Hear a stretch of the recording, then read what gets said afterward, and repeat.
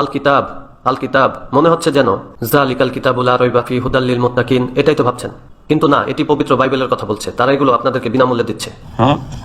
এই যে এখানে একজন মুসলিমকে দেখতে পাচ্ছেন, দেখে মনে হচ্ছে সুদানি অথবা ঘানায়ন।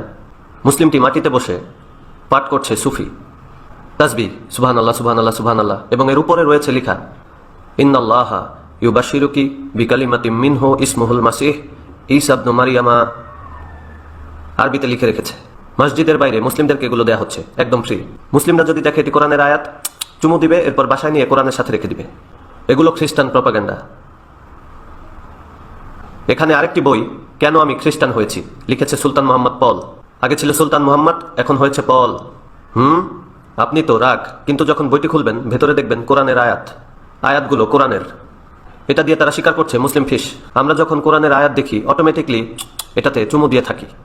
এই অভ্যাসটি আমরা চাষ করেছি। যদি দেখি আল্লাহর কালাম, আল্লাহর কালাম, এটা পাওয়ার পর যদি বুঝেন খ্রিস্টান প্রপাগান্ডা, তাহলে কি ছিঁড়ে ফেলবেন? না না, আল্লাহর কালাম। পুরো ফেলবেন? না না, আল্লাহর কালাম। তো কোরআনের পাশেই রাখলেন, যা কিনা ঘরে একটি সাপ। এখন আপনি এই সাপটিকেই রক্ষা করছেন ধ্বংস থেকে। এটাই হচ্ছে তাদের মাস্টার সাইকোলজি। দেখুন আরেকটি, কাইফা নুসল্লি। প্রোডাকশনটি অনুভব করুন, মনে হয় সিল্ক। কাইফা নুসাল্লি। আমাদের সলাত নিয়ে উপহাস করছে।